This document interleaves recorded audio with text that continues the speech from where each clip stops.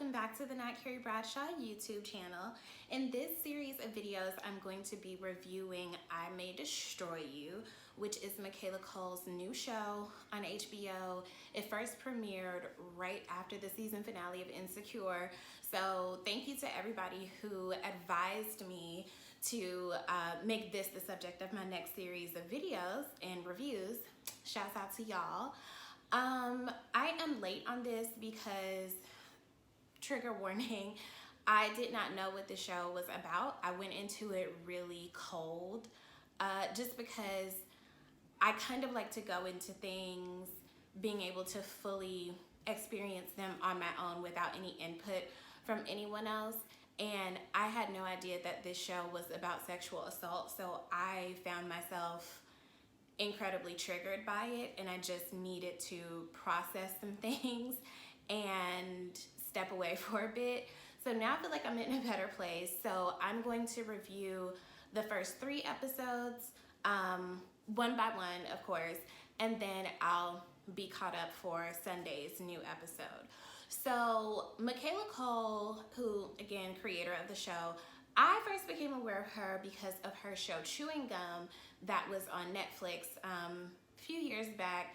It only had 2 seasons and people were really kind of distraught, upset, like, damn, are we gonna get any more chewing gum? And no one really quite, it was just a hard no. And I don't remember there being any real explanation, which, come to find out, this show, I May Destroy You, is loosely based on her own experience of being sexually assaulted while she was finishing writing the final season of Chewing Gum. And she said that writing about her own experience was kind of cathartic for her and helped her to process. So I figured maybe doing these reviews and actually watching this show, knowing what it's about without the falling through the trapdoor of sexual assault, would help me to process some unresolved things that I have experienced. I may or may not talk about that at a later time.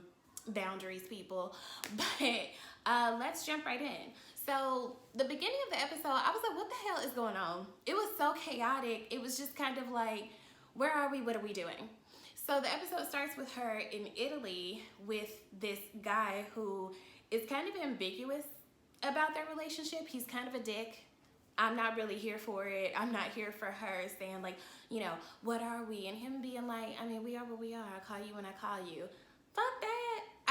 I cringe seeing stuff like that. I guess because it's like triggering. So we find out that she is a writer. She is on a deadline to submit her 2nd book to her literary agents. So she's rushing back to London and, to meet this deadline. And this day is basically about her procrastinating, which, as a writer, I can tell you that is a lot what the process looks like. And someone said something the other day that procrastination is just like a trauma response to like your desire for perfection. And I was just like, turn this down, honey. I don't need to be attacked like that. But this is a lot like what it looks like, except I don't do hard drugs. No offense to anyone who does. So her character, Arabella, is, she gets back to London. Her roommate, Ben, seems like such a sweet guy. And he looks at her with this air of concern that I'm hoping they dive into more later in the season. I was really happy to see that actor because I thought that he was hilarious on another British show. If you don't know this about me now, I love British TV. It's my jam. He was on a show called Lovesick. That's on Netflix. If you need a laugh, highly recommend. But he seems really concerned about her, like, throughout the episode. There's just this look of like, bitch, is you okay? All the time. So she's on the phone with her literary agents. They're like, girl, what's the tea? Of course, the white woman is passive aggressive as hell. Like, oh yeah, I saw, your Instagram post. Like, how are things? Girl, shut up. We all know that y'all know she wasn't doing no real work in Italy. Y'all footed the bill for her to trick off. It's fine. It happens. So she heads out. We also meet her best friend, Terry T, who I really like, but we didn't see a lot of her this first episode. I'm trying not to do spoilers because I watched all 3 together today. Anywho, So she heads out to the office because she's like committed to making this deadline, even though she seems to really have writer's block. So she's at this office and she has her best friend Kwame. I'm obsessed with him. I like his face so much. He comes over, I guess he's supposed to like keep her in check, keep her focused, like, girl, you know, write these things. And let's pull over. Her friend Simon calls. Arabella's friends don't seem to see it for Simon. And we kind of still don't know why, even after watching episode 3. Something's not right about Simon. When she mentioned Simon to T, you know, T was kind of like, I don't know about your homeboy. And then Kwame also was kind of like, oh, him, something's up with him. So we find out that him and his girlfriend, Kat, which, what's up with Kat's hair? Is that a wig? What is that? I don't understand her hair. But they are setting up a date because they want a third in their relationship. It seems like they've been together for a while. They're trying to spice things up. I don't know why people always revert to a threesome. Then again, I haven't been in a relationship in a really long time. Maybe that's just the jam, but I'm just like, why is that everyone's go-to? Let's bring in a third because we can't make it work with the two of us, and maybe a third person will make things less complicated. That don't even make sense, and I'm not even good at math like that.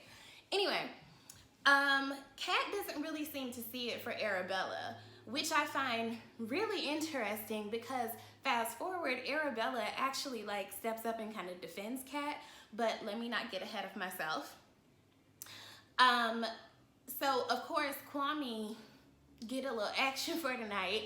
He dips out, and Arabella has no self-control and just decides she's gonna set a timer for herself for an hour. She's just gonna step out, do a little procrastination, come back, bang out this last chapter, and everything's gonna be fine. That never works. Never works. We've all tried it. Never works, but it's fine. So she meets up with Simon, his American homeboy who apparently plays basketball, and this is after Simon meets up with this stranger who's their potential third. And it's really awkward. More on that later. So they do some drugs. And to anybody who was surprised, I hope y'all know by now, people really just be out here doing drugs. I'm not saying I do hardcore recreational drugs, but people really do just be doing drugs like it's regular. And I didn't realize that until I moved to New York. And that's a story time for another day. But somebody pulled out a comical amount of coke, and I was like, you just gonna do that in front of us? I mean, this is what I'm thinking in my head. I'm not trying to make nobody uncomfortable about their vices, but then they offered me some, and I was just like, girl, I'm not trying to make that kind of life change right now. First of all, I'm too broke to be a cokehead. Like, coke is expensive. You know what? Another conversation for another day. They do drugs. Hijinks ensue.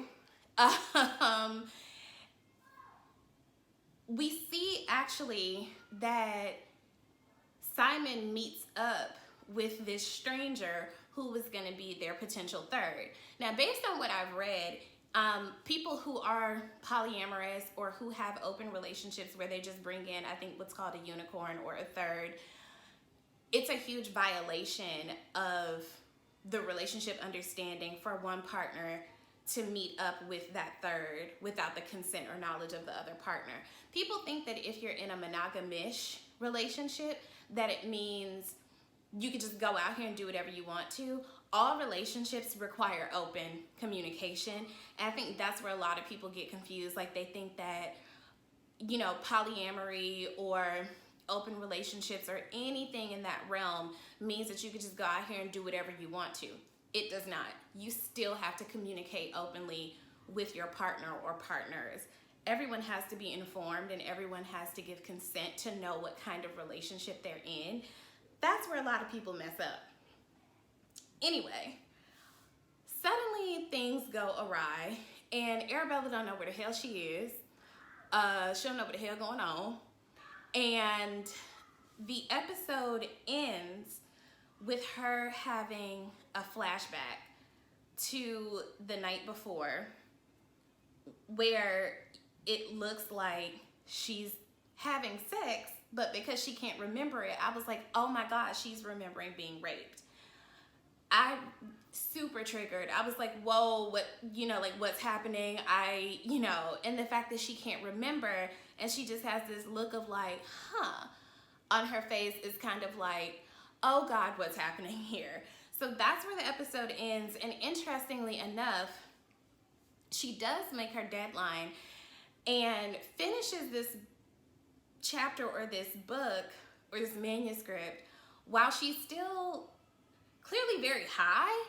And her literary agents are like, so about this ending, where does it tie into everything else? Those were my exact thoughts when we got to this flashback of her kind of remembering, kind of not sure what she remembers because she had a blackout night. And that's where we end. So I was really confused and really kind of like, okay, what did I just watch? So I went back and did some Googles just to get a little bit of background about what the series is, what it's about, and that's where I learned that this is her actually recapping her own experience. And I was like, oh, okay, this should be interesting. And I needed to take some time and discuss with my therapist some things and just kind of figure out like if this was something that I would be able to reasonably approach, review, watch, etc. And here we are. So that's episode 1. I will be back for episode 2 and 3. And then, like I said, I will catch up with you guys for episode 4 this coming Sunday. So I hope you guys enjoy. Stay tuned and we'll get through this together or whatever. And like, comment, share, subscribe, stay home if you have the option to, and send me some money somehow. I don't know, whatever.